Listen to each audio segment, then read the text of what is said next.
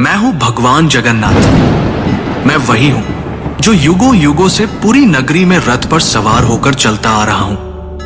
पर आज मैं तुम्हें अपने रहस्य का वो सत्य बताने आया हूं जिसे केवल भाग्यशाली ही जान पाते हैं।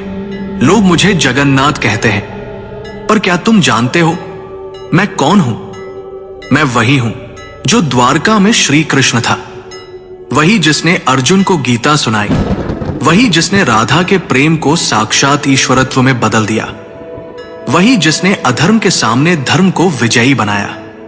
जब द्वारका का अंत हुआ, मेरा पार्थिव शरीर समुद्र में प्रवाहित कर दिया गया, पर मेरा हृदय, मेरा चेतन तत्व नष्ट नहीं हुआ।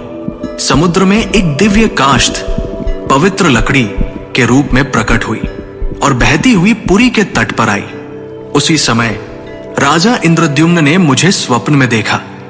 हे राजन, ये कोई साधारण लकड़ी नहीं, ये मेरा शरीर है, इससे मेरा विग्रह बनवाओ।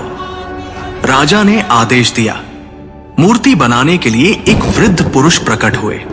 उन्होंने कहा, इन्हें गुप्त रूप से बनाऊंगा, कोई द्वार मत खोलना। वो कोई और नहीं, स्वयं विश्वकर्मा थे। जब मूर्तियां बन रही थी, रानी की चिंता बढ़ी। द्वार खुलवाया गया। मूर्तियां अधूरी थी। मेरे हाथ नहीं थे, मेरे चरण नहीं थे, पर तभी आकाशवाणी हुई, यही मेरा विराट रूप है, यही मेरा जगन्नाथ स्वरूप है, जहां मैं हर सीमा से परे हूं। जो मूर्ति नहीं, चेतना है, जो धर्म का रक्षक है। राजा ने मेरे उस दिव्य हृदय को मूर्ति में प्रतिष्ठित किया।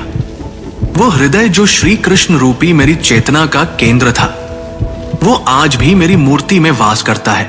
हर 12 से 19 वर्षों में जब मेरी मूर्तियां बदली जाती हैं, उस हृदय को गुप्त रूप से नव विग्रह में स्थापित किया जाता है। कोई उसे देख नहीं सकता, कोई उसका वर्णन नहीं कर सकता, क्योंकि वो हृदय भौतिक नहीं, दिव्य है। मैं वही हूं जो कृष्ण है, विष्णु है और फिर भी सबसे परे है। मेरी आंखें गोल हैं क्योंकि मैं हर दिशा में देखता हूं।